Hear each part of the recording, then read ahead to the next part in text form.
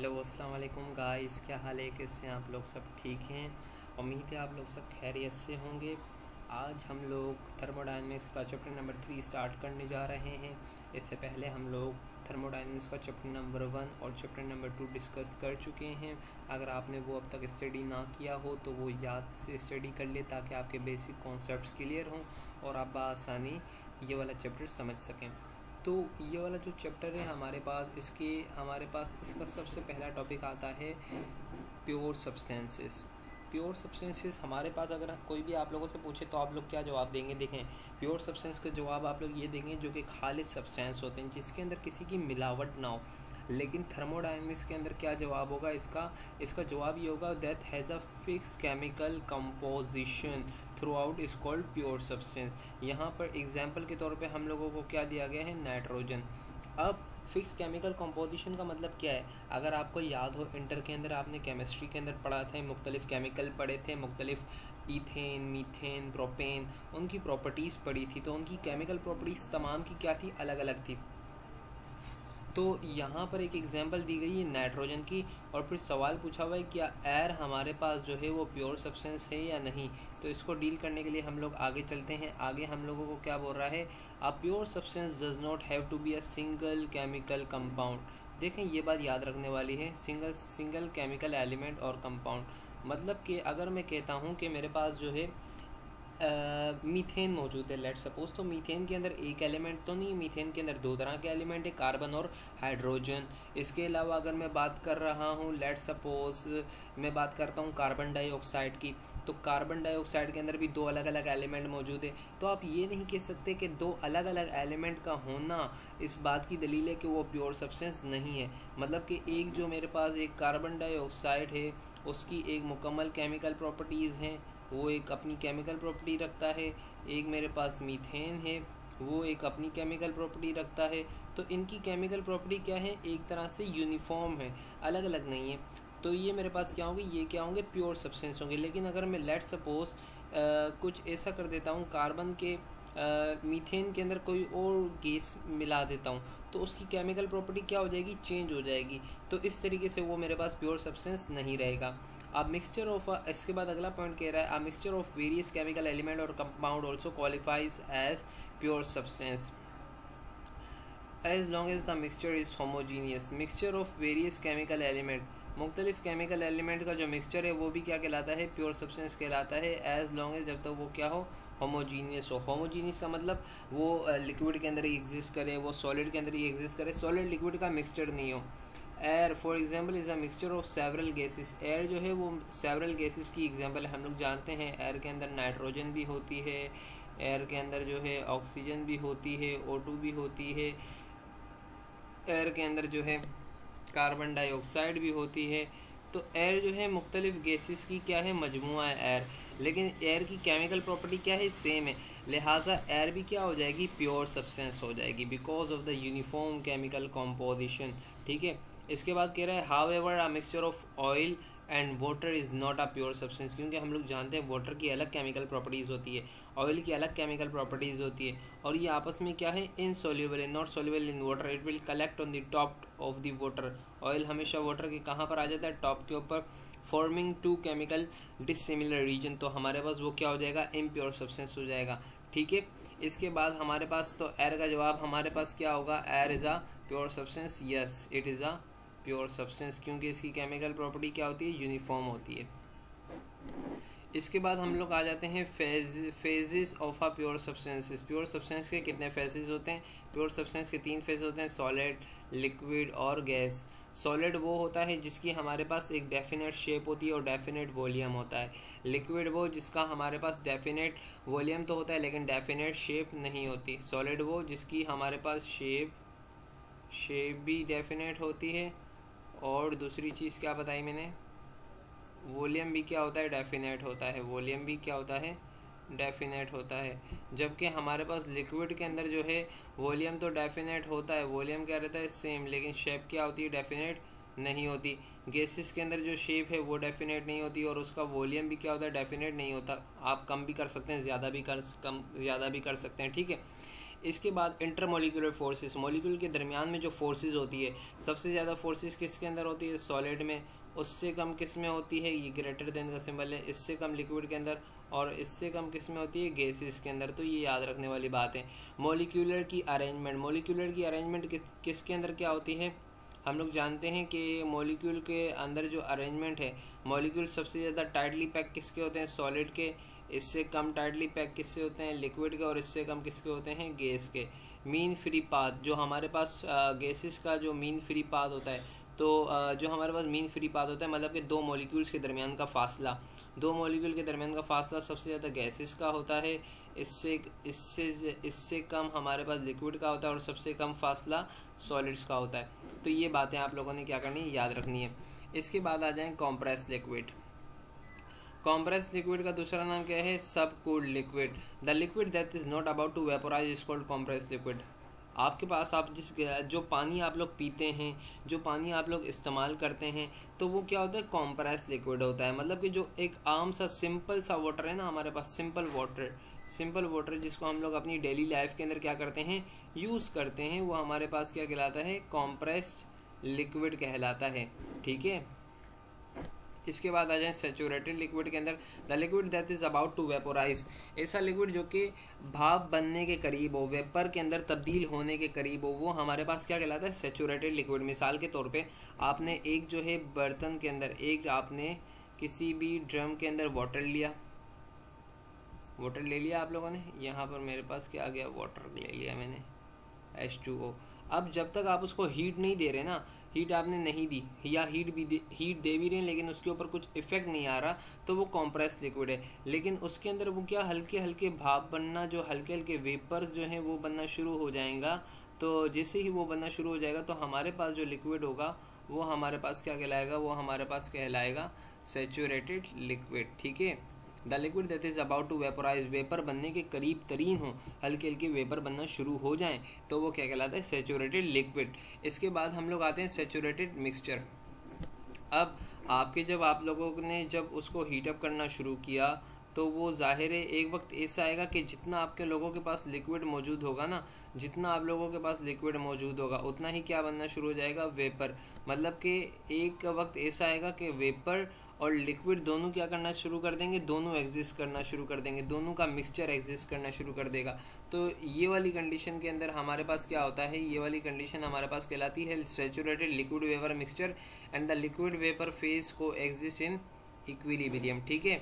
इसके बाद नेक्स्ट हमारे पास है saturated vapour. The vapour that is about to condense, ऐसे वेपर, अब देखें वो वाले जो वेपर बने थे वो कंडेंस होने के जब करीब तरीन होंगे, मतलब कि जब वो पानी की शक्ल, आपने देखा होगा कि बर्तन के ऊपर जो है पानी के ड्रॉपलेट्स, वाटर के ड्रॉपलेट्स ऊपर बनना शुरू हो जाते हैं, तो जो ड्रॉपलेट्स बनने के वेपर करीब तरीन होंगे वो हमारे पास क्या होंगे? Saturated vapour. इसके बाद आ जाए superheated. The vapour that is not about to condense, is called saturated vapour. ऐसे वेपर जो कि कंडेंस ना हो रहे हों, मतलब कि उनको कंडेंस होने में वक्त हो बहुत ज़्यादा, तो वो क्या कहलाते हैं? सुपर हीटेड वेपर कहलाते हैं। कॉम्प्रेस लिक्विड, आम सा लिक्विड जब आप गर्म कर रहे हैं, तो एक वक्त ऐसा आएगा कि वो जो है वो वेपर की शक्ल इख्तियार करने लगेंगे, वो हमारे पास क्या कहलाएगा? Saturated liquid. ठीक है, सैचुरेटेड लिक्विड। इसके बाद जब दोनों फेज आ गए, वेपर भी आ गया, लिक्विड भी आ गए, तो मिक्सचर। इसके बाद सिर्फ क्या होंगे? वेपर होंगे जो हमारे पास कंडेंस होने की कोशिश करेंगे। लेकिन जब तमाम वेपर हमारे पास कंडेंस हो जाएंगे और ज़्यादा वेपर कंडेंस नहीं हो सकते, तो वो हमारे पास क्या कहलाएगा? Super heated vapour. इसके बाद हम लोग आ जाते हैं saturated temperature and saturated pressure. अब ये क्या है? ये हमारे पास देखें, कह रहा है कि अगर आपका एट अ गिवन प्रेशर, एक गिवन प्रेशर के ऊपर वो टेम्परेचर जिसके ऊपर आपका प्योर सब्सटेंस फेज अपना क्या करे? चेंज करे। Changes phase is called saturation temperature. अब मिसाल के तौर पे आपने जो है एक कोई अपना सिस्टम कंसिडर कर लिया, आपके पास एक कोई जैसे सॉलिड मटेरियल मौजूद है, लेट सपोज ये क्या है? सॉलिड है। ठीक है, और आपने क्या बोला? प्रेशर जो है, मैं प्रेशर ओवरऑल द प्रोसेस जो है कांस्टेंट रख रहा हूँ 5 atm। ठीक है, अब आप क्या करते हैं? इसको हीट देना शुरू कर देते हैं। क्यों हीट देना शुरू कर दी? अब यहाँ पर होगा क्या, एक ऐसा टेम्परेचर जिसके ऊपर इसका फेस चेंज होना शुरू हो जाए, मतलब कि ये सॉलिड से किस में जाना शुरू हो जाए, लिक्विड के अंदर जाना शुरू हो जाए। तो ऐसा जो हमारे पास जो टेम्परेचर होगा, जिस टेम्परेचर के ऊपर ये लिक्विड में जाना शुरू हो जाएगा, वो वाला हमारे पास क्या कहलाएगा, सेचुरेशन टेम्परेचर कहलाएगा। तो टेम्परेचर, सेचुरेशन टेम्परेचर की अगर कोई डेफिनेशन आप लोगों से पूछेगा, आप लोग क्या बोलेंगे, ऐसा दर्जा हरारत जिसके ऊपर हमारे पास फेस चेंज हो रहा हो वो सेचुरेशन टेम्परेचर कहलाता है। ऐसा टेम्परेचर जिसके ऊपर फेस चेंज प्रोसेस अकर हो रहा हो वो हमारे पास सेचुरेशन टेम्परेचर कहलाता है। ठीक इसी तरीके से ऐसा प्रेशर जिसके ऊपर फेस चेंज प्रोसेस हमारे पास अकर हो रहा हो, यहाँ पर यही लिखा हुआ है ना, likewise data given the pressure at which the pure substance changes face is called saturation pressure. इस डिनोट किससे करते हैं, पी सेचुरेशन से। तो ये बात याद रखनी है आप लोगों ने। अगर टेम्परेचर हमारे पास एक वैल्यू दी गई है, उसके ऊपर हम लोग ये मालूम करें कि कौन सा एक प्रेशर के ऊपर ऐसा कौन सा टेम्परेचर है जिसके ऊपर हमारे पास फेस चेंज हो रहा है, वो टी सेचुरेशन। दूसरी डेफिनेशन, एक गिवन टेम्परेचर के ऊपर ऐसा कौन सा प्रेशर है जिसके ऊपर फेस चेंज हो रहा है, तो वो सेचुरेशन प्रेशर। अब कह रहा है एट अ प्रेशर टी इस प्रेशर के ऊपर ये हमारे पास 1 atm के ऊपर इतना सेचुरेशन टेम्परेचर होता है। कॉन्वर्सली इस टेम्परेचर के ऊपर हमारे पास क्या होता है, इतना प्रेशर होता है। ठीक है,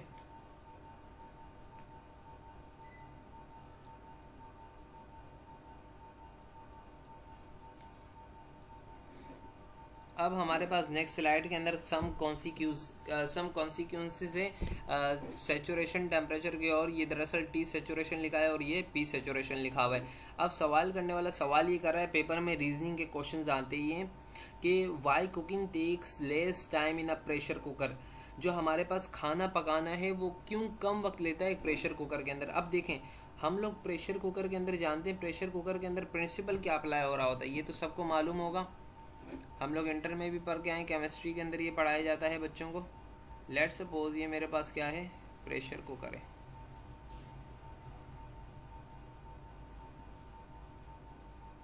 अब यहाँ पर प्रेशर कुकर के अंदर कह रहा है कि खाना जो है जल्दी क्यों पक जाता है, कम वक्त लेता है, मतलब कि खाना क्या पक रहा है जल्दी।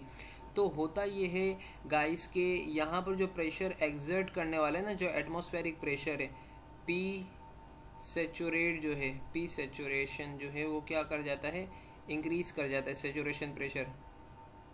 ठीक है, और हम लोग ये जानते हैं कि बॉइलिंग पॉइंट ना, बॉइलिंग पॉइंट, 1 सेकेंड,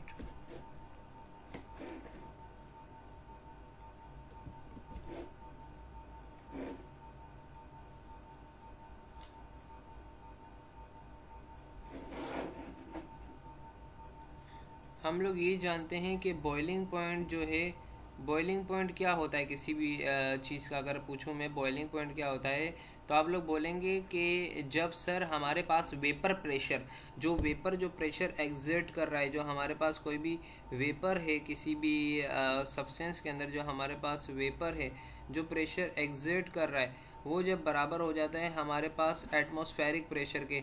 ठीक है, एटमॉस्फेरिक प्रेशर के जब हमारे पास वेपर प्रेशर बराबर हो जाता है तो हमारे पास वाटर क्या होना शुरू हो जाता है, हमारा वाटर जो है बॉयल होना शुरू हो जाता है। ठीक है, अब यहाँ पर अगर आपका एटमॉस्फेरिक प्रेशर बहुत ज़्यादा बढ़ जाएगा, क्या हो जाएगा, बहुत ज़्यादा बढ़ जाएगा, तो वेपर को उस तक अप्रोच करने में क्या लगेगा, ज़्यादा टाइम जो है ज़्यादा टाइम लगेगा, मतलब कि बॉइलिंग पॉइंट जो है ज़्यादा टाइम लगेगा, तो बॉइलिंग पॉइंट क्या हो जाएगा, बॉइलिंग पॉइंट बढ़ जाएगा। समझ रहे हैं बात आप लोग। देखें, अगर आपका एक्सटर्नल प्रेशर बढ़ गया तो वेपर प्रेशर भी क्या हो जाएगा, बढ़ जाएगा। वेपर प्रेशर बढ़ गया मतलब कि दोनों को एक दूसरे के इक्वल आने में बहुत ज़्यादा वक्त लगेगा, तो आपकी जो अंदर का मटेरियल है वो बॉयल नहीं होगा। अगर वो बॉयल नहीं होगा तो इसका मतलब वो धुएं नहीं, वो जो है वेपर की शक्ल इख्तियार नहीं करेगा। अगर वेपर की शक्ल इख्तियार नहीं करेगा तो आपके अंदर का जो मटेरियल है वो क्या होता जाएगा, मुसलसल हीटअप होता जाएगा और वो जो है जल्दी पक जाएगा। ठीक है, जो भी अंदर खाना होगा वो जल्दी कुक हो जाएगा। इसके बाद कह रहा है why cooking takes more time at higher altitude. तो सिंपल सा यही लॉजिक है कि हाई अल्टीट्यूड के ऊपर हमारे पास जो एटमॉस्फेरिक प्रेशर है वो क्या हो जाता है, ड्रॉप हो जाता है। अब अगर प्रेशर ड्रॉप हो गया तो वेपर का प्रेशर क्या हो जाएगा, वेपर का प्रेशर भी कम हो जाएगा। वेपर का प्रेशर कम हो गया तो बॉइलिंग पॉइंट भी आपका क्या क्या हो जाएगा, कम हो जाएगा। मतलब कि जल्दी से आपका जो भी अंदर पानी होगा वो क्या हो जाएगा, जल्दी बॉयल हो जाएगा। अगर वो जल्दी बॉयल हो गया तो आपका पूरा का पूरा जो खाना है वो क्या हो जाएगा, जल्दी खुश्क हो जाएगा, मतलब कि ड्राई हो जाएगा और अंदर जो है उसको हीटअप नहीं मिलेगी, उसको वो गर्म नहीं हो पाएगा। तो जाहिर सी बात है एट हाई एल्टीट्यूड खाना पकने में हम लोगों को क्या लगता है, ज़्यादा टाइम लगता है।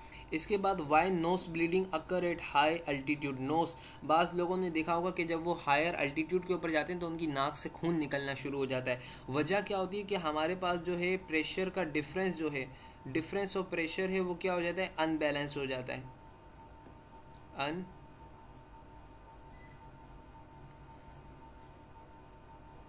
अनबैलेंस।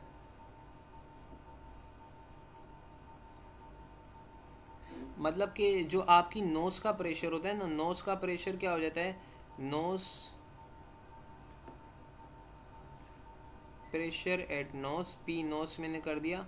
नोज प्रेशर जो है वो क्या हो जाता है, ग्रेटर देन हो जाता है प्रेशर ऑफ एटमॉस्फेरिक प्रेशर से। लिहाजा जब एटमॉस्फेरिक प्रेशर से जब वो ग्रेटर देन हो जाता है तो हमारी जो नोज की जो नसें होती है, जो वीन्स होती है, जो वो क्या कर जाती है, बर्ड्स कर जाती है। इस वजह से वो क्या कर देता है, ब्लीडिंग करना स्टार्ट कर देता है। Why vehicle consume more fuel at high altitude because of the less pressure. जब हमारे पास प्रेशर कम होता है ना तो मशीन्स को, व्हीकल को ज़्यादा वर्डन करना पड़ता है। आप लोगों ने देखा होगा जब आप ऊपर की तरफ रन करते हैं तो हम लोगों को जो है, हम लोगों को ज़्यादा एफर्ट्स लगानी पड़ती है। ठीक है, इसके बाद आ जाएं यहाँ पर। ये जो हमारे पास है property diagram, property diagram for face change process. Face change process के लिए प्रॉपर्टी डायग्राम, ये जो है ना ये आप लोगों को याद होनी चाहिए। एग्जामिनर जो है ना खास करके एनआईडी के पेपर्स के अंदर क्या होता है, 0.5 मार्क्स का ये एक तरीके से डायग्राम बनाने के लिए बच्चे को बोला जाता है कि आप बना के दो। उसके अंदर सिंपल क्या होता है, ये बताता है कि इनिशियल फेज़ ये है, फाइनल ये वाली फेज़ है। तो उसके अंदर आपने जो है उसका पाथ बताना होता है कि भाई यहाँ से यहाँ तक जा रही है। अब यहाँ पर ये याद रखना है कि आपने सबसे पहले तो एक क्या बना देना है, एक डोम बना देना है। ये आप लोग देख रहे हैं ये क्या बना हुआ है, एक डोम बना हुआ है। इस तरीके से आप लोगों ने पूरा एग्जाम के अंदर एक डोम बना देना है। ठीक है, बना लिया। अब यहाँ पर आप लोग गौर करें, डोम से पहले कौन सा रीजन है हमारे पास, कॉम्प्रेस लिक्विड का, जो भी हम लोग पढ़े कॉम्प्रेस लिक्विड, जो कि हमारे पास वेपर में तब्दील होने वाला ना हो। इसके बाद ये वाली जो लाइन है यहाँ से क्रिटिकल पॉइंट से लेकर इतना जो हिस्सा है ये पूरा का पूरा क्या है हमारे पास, सैचुरेटेड लिक्विड का है। इसके बाद बीच में क्या आ रहा है, सैचुरेटेड लिक्विड वेपर मिक्सचर। इसके बाद यहाँ से लेकर यहाँ तक जो हमारे पास लाइन है वो किसकी है, सैचुरेटेड वेपर की है। और जो हमारे पास इस रीजन से बाहर जब चले जाते हैं तो क्या आ जाता है, सैचुरेटेड वेपर। तो एग्जामिनर लेट सपोज कहता है कि भाई मिक्सचर से जो है ना वो सुपर हीटेड में जा रहा है, तो आप लोग क्या करेंगे, एक डॉट यहाँ पर लगाएंगे और आप एक डॉट यहाँ पर लगाएंगे। यहाँ पर आप लोग लिखेंगे 1, यहाँ पर लिखेंगे 2। इसका आपको तकरीबन मिल जाएगा 0.5 मार्क्स।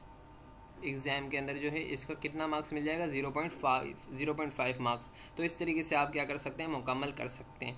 इसके बाद आ जाते हैं हम लोग क्रिटिकल पॉइंट के ऊपर। क्रिटिकल पॉइंट क्या होता है हमारे पास, critical point is defined as the point at which the saturated liquid and saturated vapour states are identical.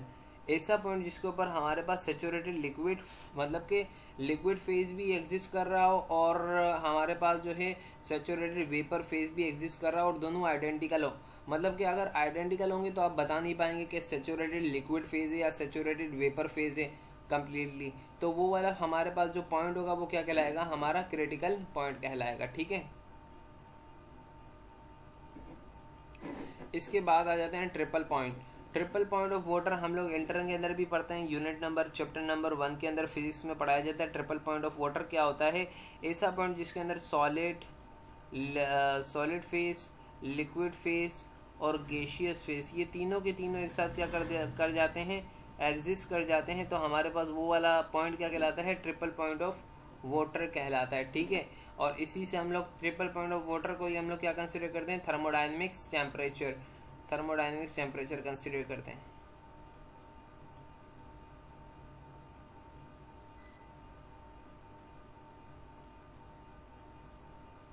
Thermodynamics temperature, ठीक है। What are the values of triple point of water, तो book Cengel के page number 1, 2, 3 के ऊपर दिया गया है इसका टेबल, वहाँ से आप इसकी वैल्यू बआसानी देख सकते हैं। ठीक है, इसके बाद आ जाते हैं लेटेंट हीट।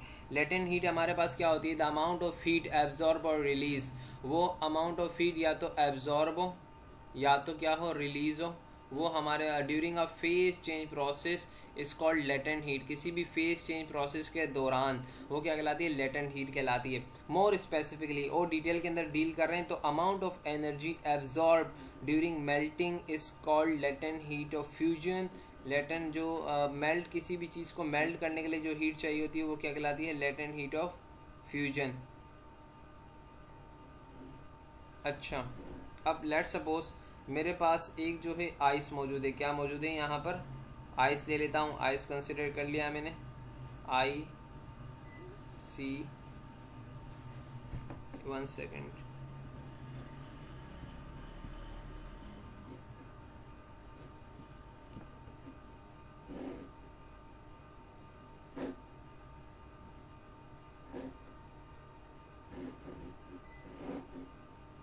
यहाँ पर लेट सपोज मैं कंसिडर कर लेता हूँ आइस। ठीक है, आइस मेरे पास मौजूद है।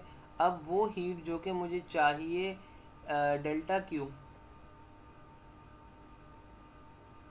The amount of heat absorb, वो हीट जो कि एब्जॉर्ब हो रही है इस आइस को लिक्विड वाटर में कन्वर्ट होने के लिए, किस में कन्वर्ट होने के लिए, H2O में कन्वर्ट करने के लिए जो हीट चाहिए मुझे, वो मेरे पास क्या कहलाएगी, लेटेंट हीट ऑफ फ्यूजन। क्या कहलाएगी, लेटेंट हीट ऑफ फ्यूजन। और ये लेटेंट हीट ऑफ फ्यूजन बराबर होगी equivalent to the amount of energy release during freezing. इस आइस को फ्रीज करने में जो एनर्जी चाहिए होगी, तो साबित ये हुआ हमारे पास कि the energy absorb during melting, तो Q melt, Q of melt, ये मेरे पास बराबर होगा किसके, हीट क्यू ऑफ फ्रीजिंग।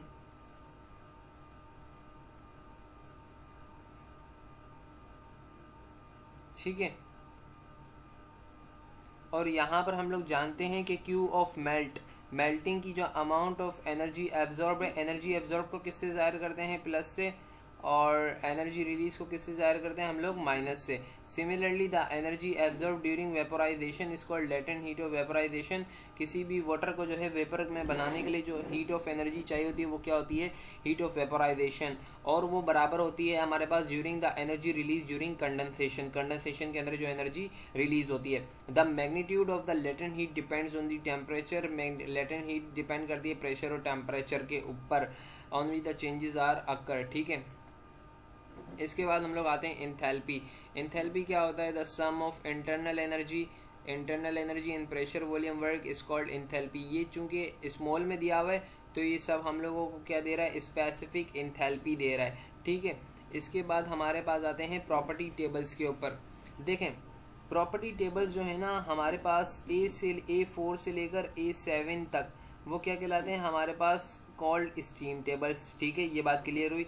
और ये तमाम के तमाम किसके लिए दिए गए हैं, वाटर के लिए, वाटर वाटर वाटर वाटर। ठीक है, और वाटर को हम लोग दूसरे तरीके से अगर या तो एग्जामिनर वाटर बोले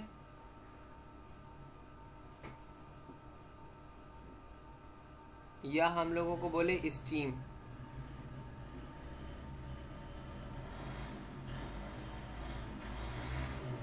या तो एग्जामिनर वाटर बोले या स्टीम बोले, हम लोग क्या करेंगे, ये वाले, ये जो A4 है, A5 है, A6 है, A7 है, ये वाले टेबल्स जो है हम लोग फॉलो करेंगे जब भी एग्जामिनर क्या बोलेगा, वाटर या फिर स्टीम। इसके बाद आप लोगों ने जो है एक तरीके से माइंड में अपने बिठा लेना है कि भाई किस फॉर्म के अंदर कौन सा टेबल यूज़ करना है, किस हमारे पास प्रॉपर्टी के अंदर। अब होगा क्या, एग्जामिनर हमेशा आप लोगों को 2 प्रॉपर्टी देगा। आगे हम लोग इंशाल्लाह न्यूमेरिकल इसके सॉल्व करेंगे तो होगा क्या, 2 प्रॉपर्टी देगा। 2 प्रॉपर्टी देकर वो आप लोगों से दूसरी चीज़ें क्या करेगा, रिक्वायर्ड करेगा, दूसरी चीज़ें मांगेगा, तो वो आना चाहिए। अब वो क्या करना है, तो उसके लिए हम लोग जो है इस पूरे की जो है समरी देख लेते हैं। लास्ट में इसकी पूरी एक ये डिटेलिंग दी गई है, इतना सारा पढ़ेंगे इससे बेहतर ये है कि हम लोग इस टेबल को देख लें ताकि आप लोगों को क्या हो जाए, क्रिस्टल क्लियर हो जाए। अब यहाँ पर देखें, गौर करें, हमारे पास हम लोगों ने पढ़ा लिक्विड की कितनी फॉर्म होती है, एक कॉम्प्रेस लिक्विड, दूसरी सेचुरेटेड लिक्विड, इसके बाद मिक्सचर, इसके बाद सेचुरेटेड वेपर, इसके बाद सुपर हीटेड वेपर। ठीक है, यही पढ़े हम लोग 5 फॉर्म। अब आप लोगों को एग्जामिनर क्या करता है, लेट सपोज एग्जामिनर एक टेम्परेचर दे देता है टी। क्या दे दिया एग्जामिनर ने, टेम्परेचर टी। आप सबसे पहले जाएंगे टेबल, ये हमारे पास कॉम्प्रेस लिक्विड के लिए कौन सा टेबल फॉलो किया जाता है, कॉम्प्रेस लिक्विड के लिए हम लोग फॉलो करते हैं A4 या तो A7। ज़्यादातर हम लोग A4 ही फॉलो करते हैं, क्योंकि A7 के अंदर जब हम लोगों को वैल्यू नहीं मिल रही होती तो हम लोग A7 के अंदर जाते हैं। इसके बाद हमारे पास हम लोग जो है सेचुरेटेड लिक्विड और सेचुरेटेड लिक्विड में वेपर मिक्सचर, इन तीनों के लिए